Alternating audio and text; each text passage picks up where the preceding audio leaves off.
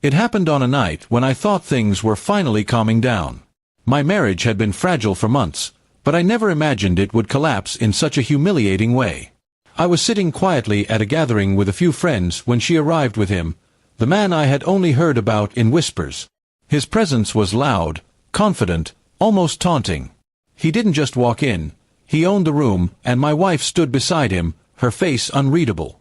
I wanted to believe she had only come to talk, to sort things out, but deep down I already knew the truth. The way she clung to his arm told me everything I needed to know. She was no longer mine. Still, I tried to hold my ground. I greeted her politely, even smiled faintly, though my chest burned with betrayal. That was when he smirked, as if I were nothing but a joke to him, and picked up a glass of water. Without warning, he poured it over my head. Cold liquid drenched me, but colder still were his words. He shouted for everyone to hear, "I'm the one she chose, for revenge." His voice echoed in the silence that followed, and every eye turned toward me. My wife didn't stop him.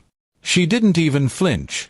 She simply looked away, as though I were already erased from her life. I sat frozen, the water dripping down my face, but the shame cut deeper than the chill. Laughter rippled through the crowd. Some tried to hide it, others didn't bother. That moment branded me, the betrayed husband, humiliated in public. My wife's silence confirmed everything. This was her way of punishing me.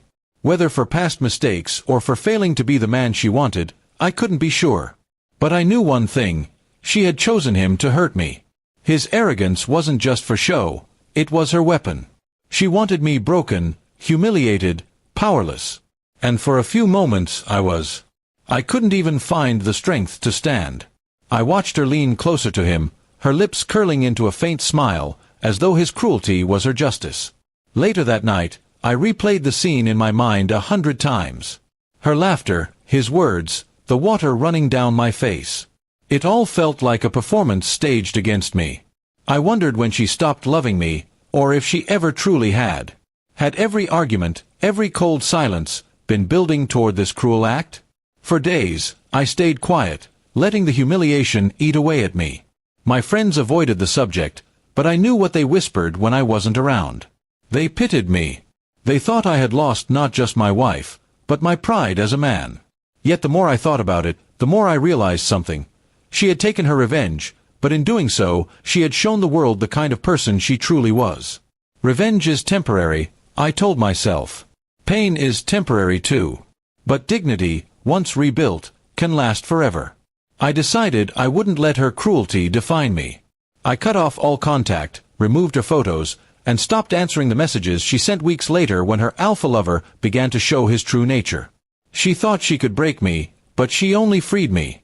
I began focusing on myself, my work, my health, and slowly the laughter of that night lost its sting. People noticed the change. The same friends who once pitied me now respected the way I carried myself. I wasn't the broken man who sat dripping with water that night.